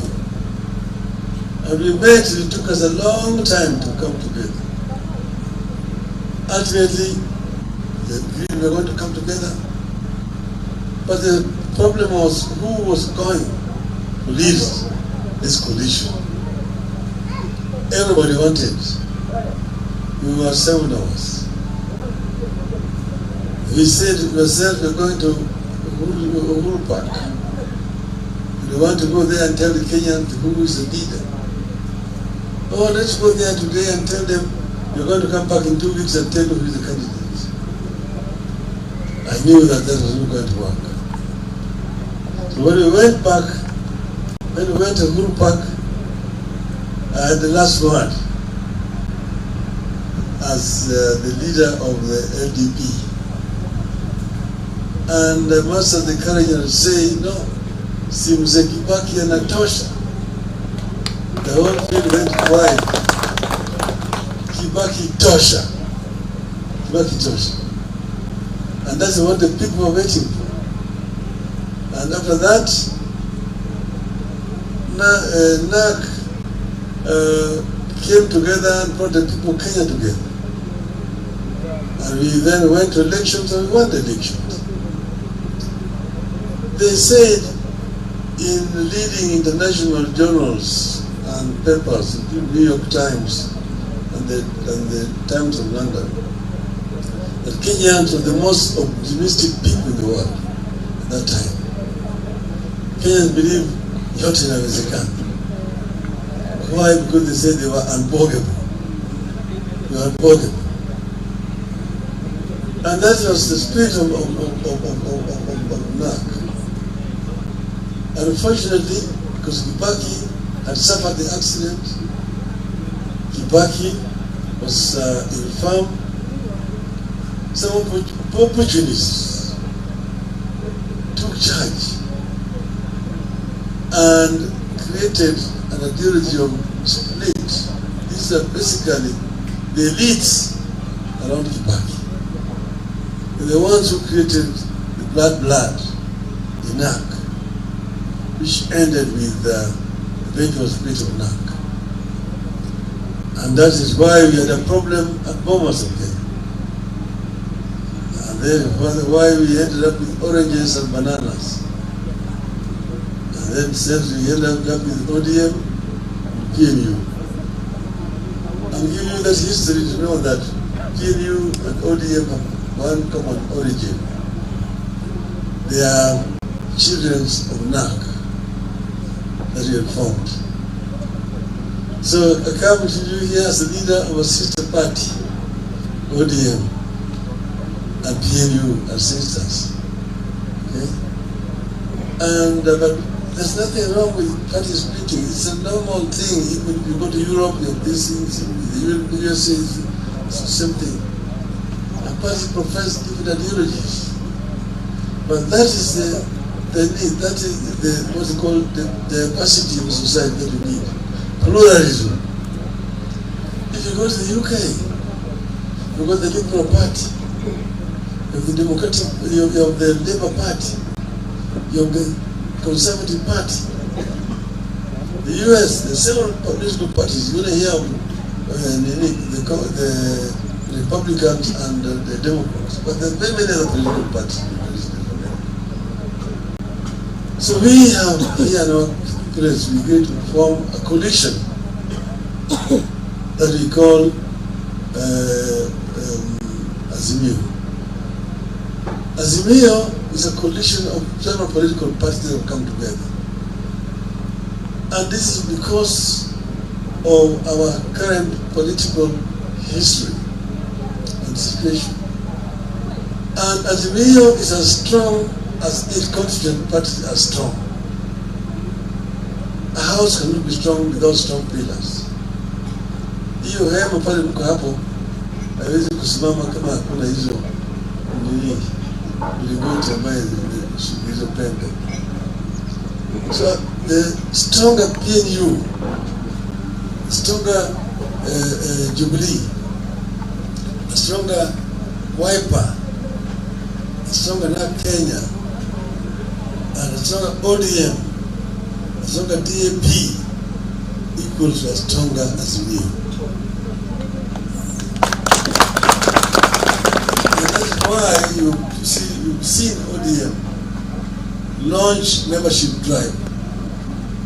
And we started in Nyanza, we finished all the counties of Nyanza. We went to Western, we finished all the counties Western. This last week we were in the coast. We finished all the counties in the coast. We will be doing the Rift Valley. We will be doing Northeastern. We will come to Eastern and the mountain region. That's all here. So we encourage PNU and all other constituent parties to do the same. This way, as PNU will become strong. If these constituent parties are strong, there are areas we call the strongholds of PNU. When I go there, I don't talk about PNU. When I go there, I just encourage members there to be PNU. And I want to say, ODM is also available. Like this Saturday, I'm going to be mayor. We are good with Monya. Yes, he's going to be there next week. When I go there, I'll send his greetings. We'll do the same. Wherever he is. Wherever I've been to, I've conveyed greetings of all the leadership of Azimio. This is where we are.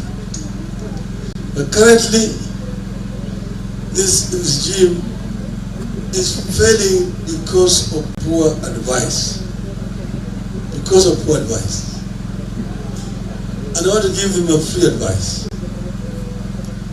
You know, when we came to government, we found a government that was bankrupt. Kibaki himself was sick, but he could give us advice on what to do in the sick bed. But we were there, implemented what we agreed on as our policy. Like, for example, we had promised the people that we are going to implement a free primary education from day one. When we entered, we found a bankrupt economy. But Kibaki told us, because we had promised this to the people, we must implement it. He was implemented, he was in this sick bed when he was talking to me. And I went and told our people, we must implement free primary education this first term. It was in January. And we started implementing free primary education from the first year that we went into government. Because it was a promise. And immediately the enrollment shot up. The facilities were overwhelmed. There were no classrooms. Children were learning under the trees. People enrolled up to 84-year-old, Mr. Marupe. But we said it will go on.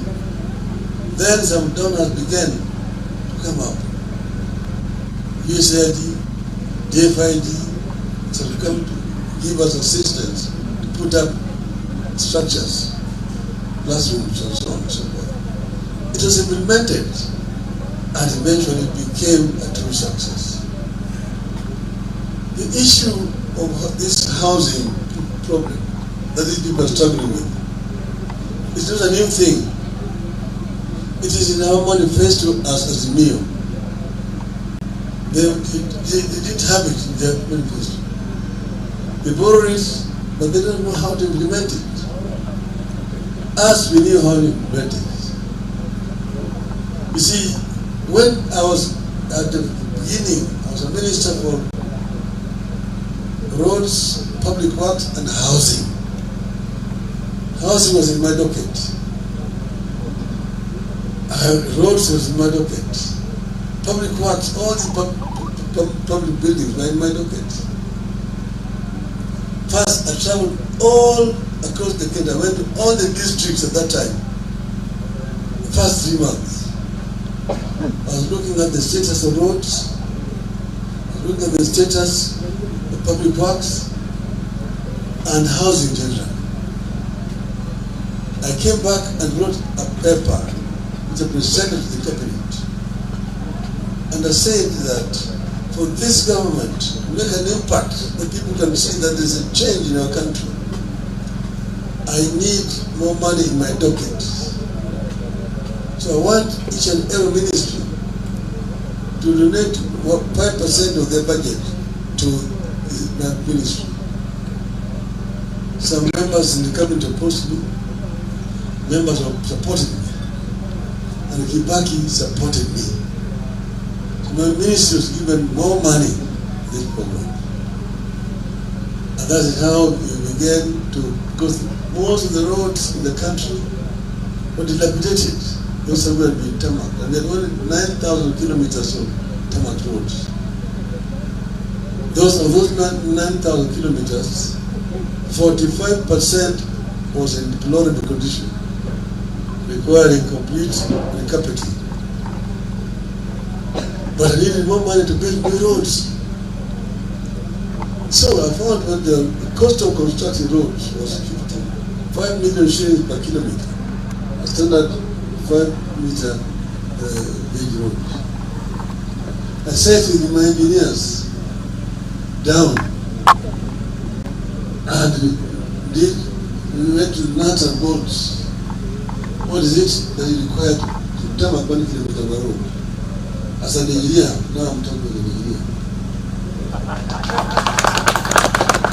And we found out, eventually reduced the cost from 55 million shillings to 20 up to 25 million shillings a kilometer. That's where the money was getting lost. So you can be taxing people to do roads, but if you don't look at nuts and bolts, most of it is just going to go to people's private pockets. So we were able now, and we also widened the gauge, 6 meters, 7.5 meters, plus soldiers for cyclists and pedestrians. Because it's still between 20 to 25 million shillings, from 55 million shillings. Then, in the issue of public works, there are so many public works which have been abandoned over the country. Provincial headquarters, district headquarters, hospitals, colleges, schools, and so on, which are built and left just hanging there, went around. And I said, if we start new projects, we complete all these white elephant projects, and put the money, and we completed all of them. All those, you see, so the Nyayo, how do you call it? Nyayo, the one on bigger roads. Nyayo, what? It was for vehicles up there.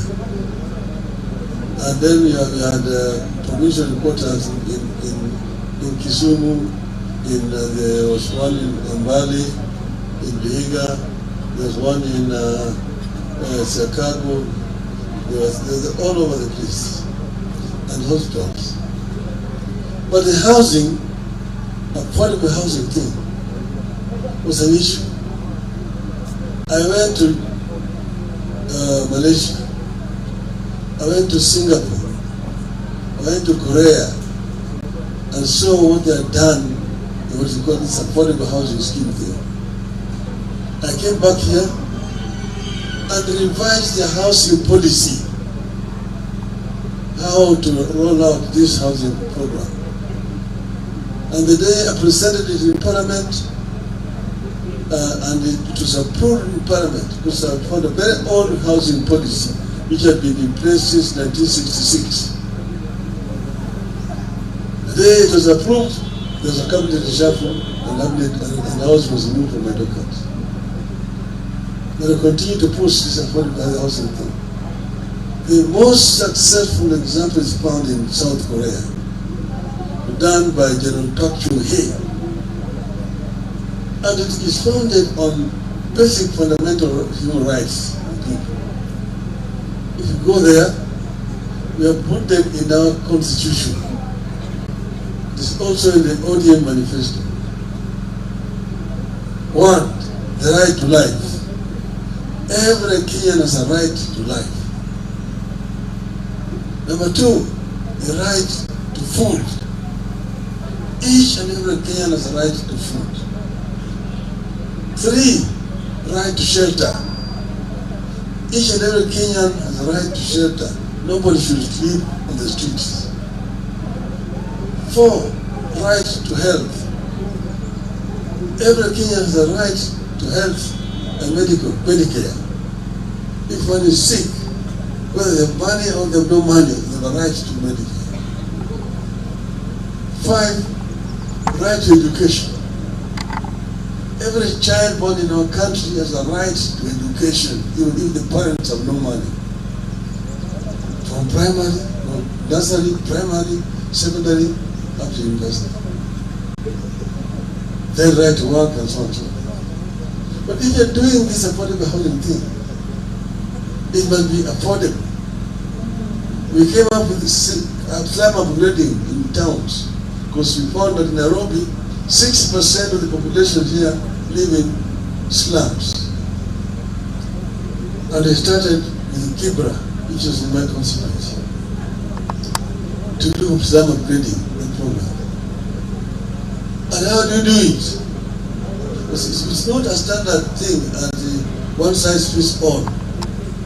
That you have got one design of flats or in apartments and people are paying so much and you're going to deduct to go and construct. First, you're solving basic problems. You're solving the problem of shelter, housing. But secondly, you must also solve the problem of work. 3, the problem of education. 4, the problem of health care. So all those settlements which are being done there, they are not the same designs, depend on the need and the area. Here, people are going to be living here. Where are they going to work? Where is the market? Where is the health center? Where is the school? So it becomes one community. One community. So these people have a place where they're going to work, like in Kibera, the program we came up with. It has not been implemented. We're going to put up apartments. We're also going to put up shops where people will work and create wealth. Then there's going to be a market where they will take their wares. There's going to be a health center. There's going to be a school for the children. That's what you call integrated development. And people apply, those who want houses. Some of them are made to pay a deposit. The government made provision in the budget for rolling out this program countrywide. So they are definitely beneficiaries who are going to benefit, who will, and we will not lack the beneficiaries who will come voluntarily to agree 10% I will pay, 50% I will pay. But know that each and every person must pay, whether you're going to benefit from this program or not. You must pay. Even if you have a house already, you don't need a house, you must pay. Upende, usipende. You know your upende, usipende, tulizika na katiba ya mkongwe. Tutaki kusikia tena. Tutaki tena kusikia mambo ya upende, usipende. Hii ilienda na nyayo. Sisi kwa Kenya, kama mnataka tufanye hii maneno, watu waketi chini. Let us have a proper dialogue, a national dialogue, of how this program is going to be rolled out. People own it properly. That people understand what you want to do. That is to be owned. When we were making transformation with Kibaki, we convened a conference at Mt.Kenya. 1 week, we called the Kenya we want. The Kenya we want. And people dialogued and agreed what needed to be done in our country. But then we also set up a think tank, which is called NESC, National Economic and Social Council, which was a think tank with people, experts from Malaysia, from Singapore, from Korea, from Britain, and we had also experts from within the country here. NEST was meeting once every 3 months to come up with ideas. Through NEST, then we came up with the Vision 2030. It's through NEST that we came with the idea of SGR, LabSet, this Konza city, ICT city in Konza, tourist centers, economic processing zones. Those were thought out clearly, things which were clearly thought out, how they are going to be rolled out in the country. Think tank, I mean, NEST was meeting every 3 months, co-chaired by Kibaki and myself. Most of the time, Kibaki would chair the first meeting, but I would chair all the other meetings. I chaired the last NEST meeting in February 2013. It has not been held up to today. So this is running around without any think tank, no thinking, just tutafanya hii, tumeandika katika manifesto yetu, but nobody is thinking. This regime is moving like a blunt person in the highway. It's very unfortunate indeed. Azimio. Azimio. Azimio. Azimio. I don't want to bore you much longer. Thank you very much. Asanteni sana.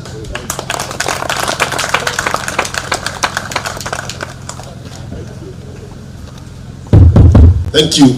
Pigieni baba makofi mazuri. Anatueleza vyema the thinking that went behind the policies during their coalition government with Kibaki. It's one thing to see something successful. It's another thing to know what goes behind it for it to flourish. Nothing comes. That's why we are calling this government wash. Because there is no thinking and the time to plan for anything. So anything goes. You can call it a government of anything. Anything goes. Baba has explained what real housing program is, what it is and where it has been done. In Rwanda here it was done. First of all, they started with indicating grass-dashed houses for the very poor who are nothing. The Kuang national program funded by government funds, government budget. Now you don't go back asking people for money again, because even the government money is people's money, isn't it? Now you go asking poor people who have nothing, they are not able to build a house. Civil servants who can even not afford a mortgage, you are telling them, pay money, we build you a house. Kwa sababu lengo ni pesa, watu, hiyo biashara ya watu. Kuna watu wameambiwa kwa kila simiti utapata hii, kwa kila chuma sijui ngapi utapata hii, kwa ile balance utapata hii. Tunajua sasa nini, mnapewa mdomo tu kunjuni, nyumba mnajengewa. That's why you can see them getting very annoyed when the court say no, you have not followed the right procedure in the law. Follow the law. You want to do housing, there is a process. Follow it. Wanakuwa very annoyed because kuna commitment somewhere. If it doesn't work, if it does not work, there are certain commitments that have been given somewhere, so things won't work. Hiyo ndio unaona shinda. Mimi sitaki kuongea zaidi, baba ameeleza. Tunataka sasa tuweze kuingia kwa ile awamu ya mwisho ya launching the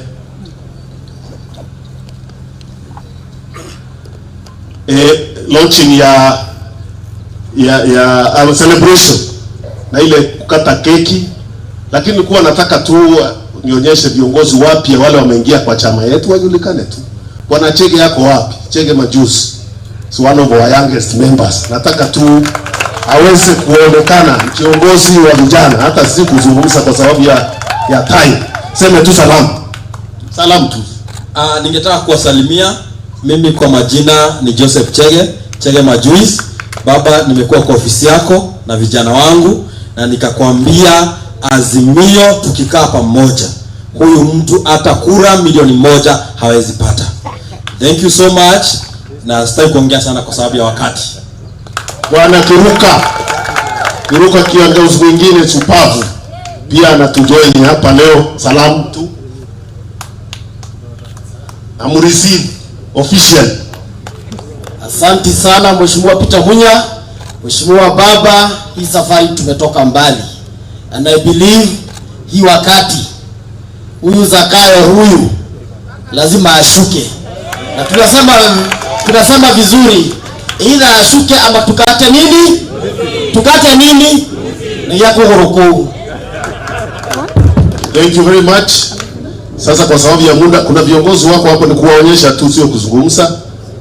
Najua Meru tuko na SBA wengi na walikuwa na ceremony huko, ndio hawakuweza kufika, lakini wawakilishi wako wandogo. Tawaonyesha tu, hakuna speeches tafadhali. Haya, MCAs wetu wanaweza simama and wave to the crowd tafadhali, kama wako hapa. Wapi makofi yao? Asante sana. That is an integral part ya chama. Sasa tumefikia tamati, na hakuwezi kuwa na birthday bila haya. Wapi wimbo yetu tukileta keki?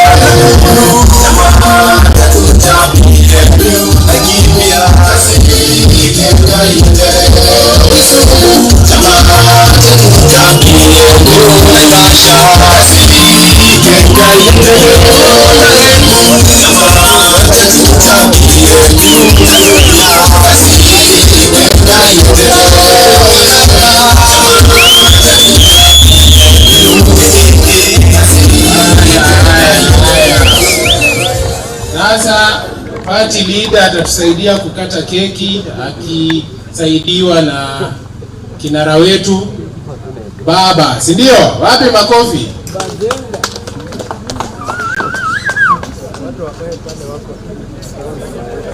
Yes. Not everyone, Hata tuongozwe na party leader. Chairman, karibu. Haya, cameraman.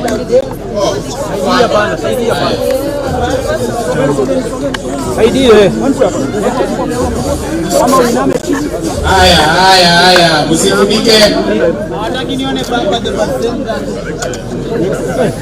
Haya, cameraman ndio hawa. Haya. Mimi nimesonga kabisa. Asante.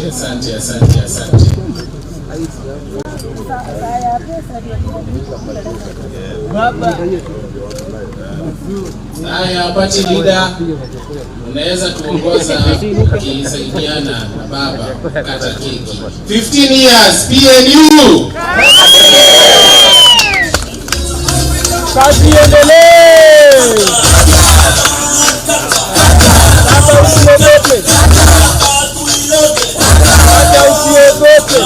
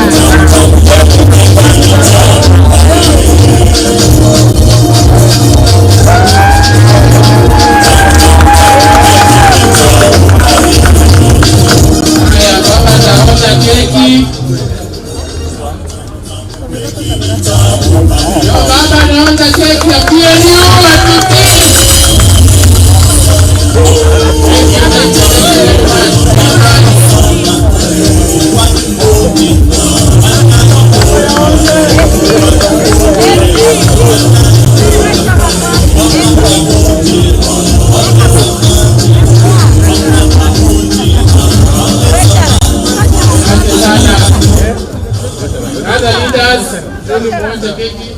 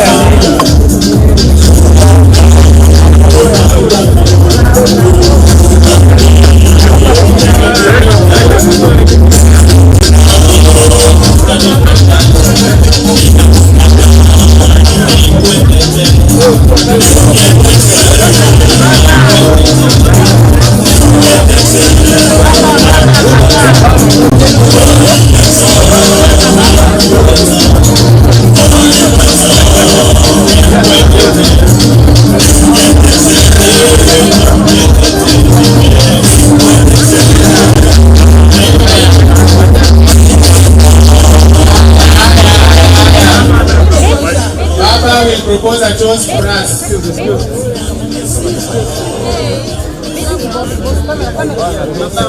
Hello. In honor of PNU's long life of 15 years, we want PNU to have many more years of life. To 15 years of PNU. Cheers! Cheers! Cheers! Cheers! Cheers! Cheers! PNU hoy! Hoy! PNU hoy! Hoy! PNU hoy! Hoy!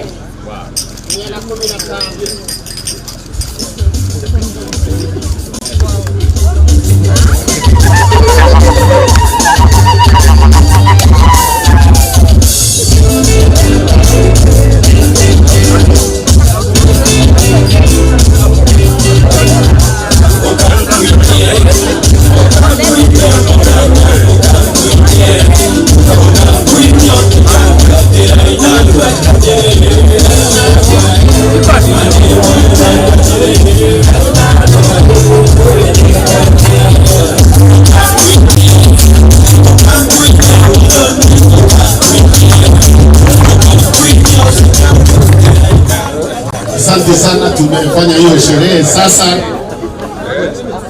Ilikuwa tunataka MCA hata kama wamekuja wamechelewa kidogo, alikuwa na kazi kule, ili wajulikane. Wale wametoka, wale wamefika, wako wapi? Kujulikana tu. Iko microphone wapi ile nyingine? Wenye microphone yako wapi? Ilete.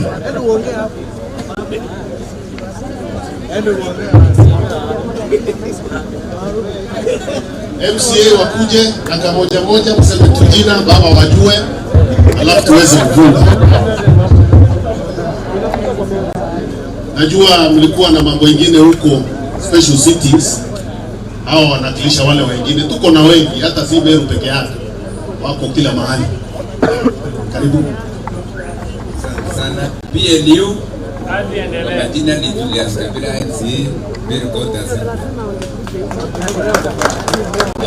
PNU kwa majina naitwa Murangiri Aurelio, MCA kutoka kule Meru County Assembly na MCA wa Laingo hapa. Tunamuita Laingo kule nyumbani. Asante. PNU kazi endelee. Asalamu alaykum. Alaykum salaam. Mimi ni MCA kutoka Lamu. I'm also only MCA from the coast region. Wow. From PNU. PNU kazi endelee. Kwa majina naitwa Sofia Mwila. PNU kazi endelee. PNU kazi endelee. Kazi endelee. Okay, kwa majina I'm Karemi Kilingo. I'm a nominated member of the PNU party, and I'm so happy that you guys have turned out to join us for this event. Thank you. PNU. Kwa majina naitwa Alex Ndunda, MCA aliyechaguliwa kule Murang'a County and the only one. Asante. Thank you viongozi, tunawashukuru sana na tunasema asante kwa kufika kwenu. Mungu awabariki mkienda huko nyumbani kujenga chama. Secretary General. Asante sana party leader. Owner of KBL 222D aende kwa gari saa hii tafadhali. Amezuia watu. Right now immediately. KBL 222D. Haya. Sasa tumemaliza hafla yetu. Kwa heshima kuu baba party leader, allow me to call Dr. Muli to give a vote of thanks. Thank you. Habari zenu. Umefurahia? Umefurahia?